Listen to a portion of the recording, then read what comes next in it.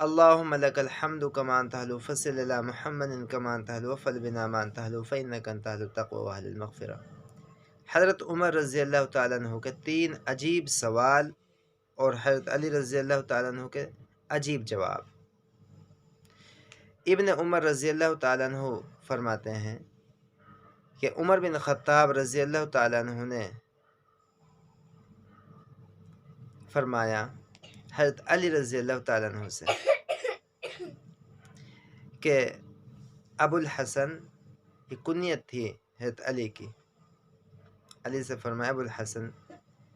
اللہ کے نبی کی خدمت میں کبھی آپ موجود ہوتے تھے ہم نہیں رہتے تھے،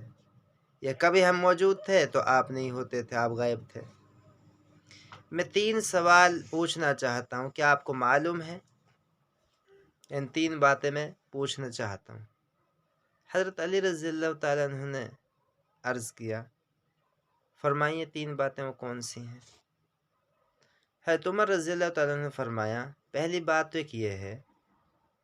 ایک آدمی کو ایک آدمی سے محبت ہوتی ہے، یعنی ایک آدمی کو کسی دوسرے سے محبت ہوتی ہے،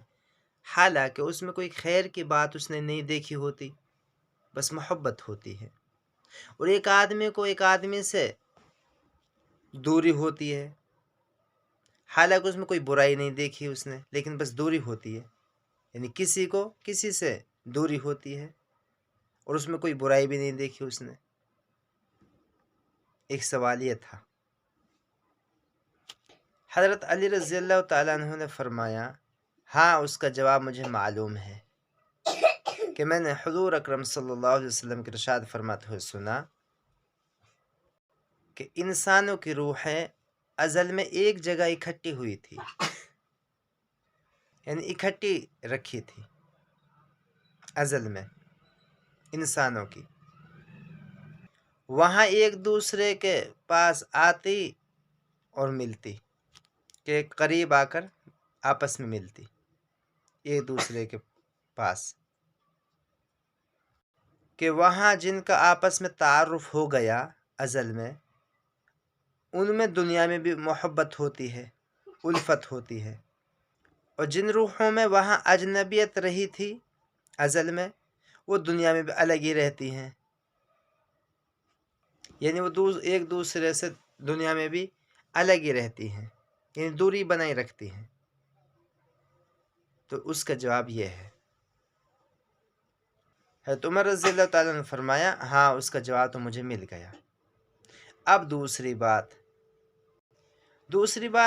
دوسرا سوال حضرت عمر رضی اللہ تعالیٰ عنہ نے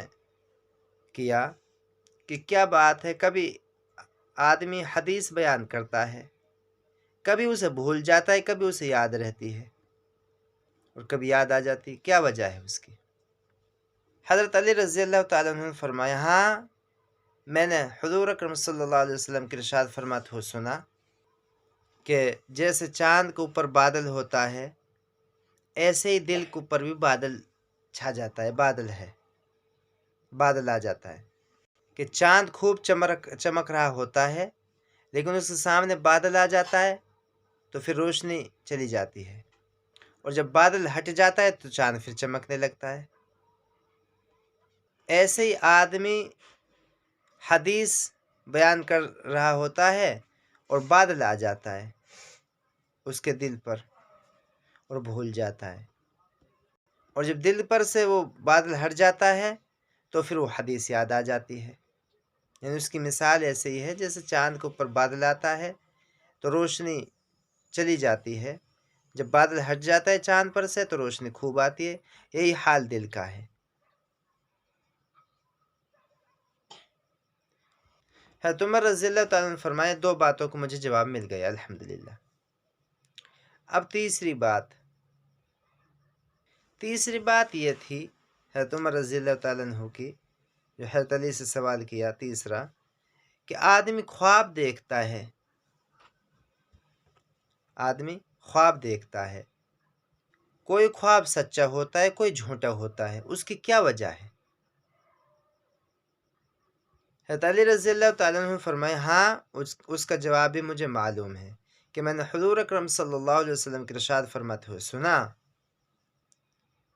کہ جو بندی گہری نیند سوتا ہے، جب گہری نیند سو جاتا ہے تو اس کی روح کو عرش تک لے جایا جاتا ہے، کہ عرش تک چڑھایا جاتا ہے۔ جو عرش پر جا کر جاگتی ہے اس کا خواب تو سچا ہوتا ہے، جو عرش پر جانے سے پہلے ہی جاگ گئی اس کو خواب جھوٹا ہوتا ہے۔ حضرت عمر رضی اللہ تعالیٰ عنہ نے فرمایا،